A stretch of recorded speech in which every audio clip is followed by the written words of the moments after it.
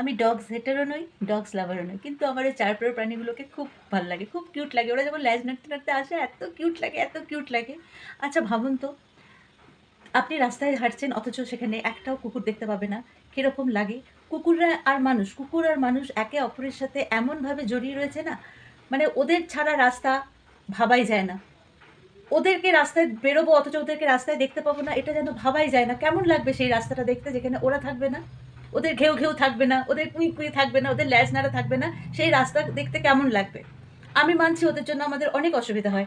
অনেক ওরা প্রবলেম করে, নিজেদের মধ্যে ঝগড়া করে, খাই, খাই করে যখন তেড়ে আসে, তখন যদি সেখান দিয়ে কেউ যায় হয়তো অ্যাক্সিডেন্টালি তার আঁচড় পড়ে গেল বা তাকে কামড়ে দিল অ্যাক্সিডেন্টালি, ইচ্ছা করে নয়। বা মাঝে, মাঝে অন্ধকার রাস্তায় যখন ওরা শুয়ে থাকে, অনেক ওদের জন্য অনেক ছোটখাটো অ্যাক্সিডেন্টও হয় বাইক, স্কুটিতে। আমার নিজের সাথে হয়েছিল।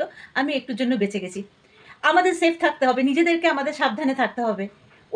ওই অবলা প্রাণীদেরকে রাস্তা থেকে তুলে নিয়ে গিয়ে ভাগাড়ে ফেলে দেবো, এটা কিরকম?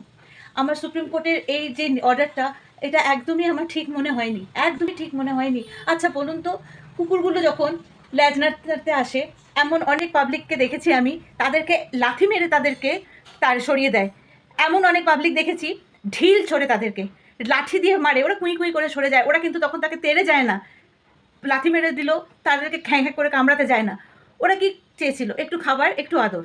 সেটা না দিয়ে ওদেরকে লাথি মারা হয়। তাহলে সেই সমস্ত প্রাণীগুলোকে আপনারা আছে কি? আছে কি যারা ওই অবলা প্রাণীগুলোকে ওরকমভাবে হার্ট করে? সেই সমস্ত নির্বোধ লোকগুলোকে কোন ভাগাড়ে পাঠাবেন, কোন গারদে পাঠাবেন? তাদেরকে আপনারা মানুষ বলবেন না তাদেরকে পাগল বলবেন? তাই আমার রিকোয়েস্ট, এমন কিছু করুন যাতে ওরাও স্বাধীনভাবে ঘুরতে পারে রাস্তায় আর আমরাও সেফ থাকি।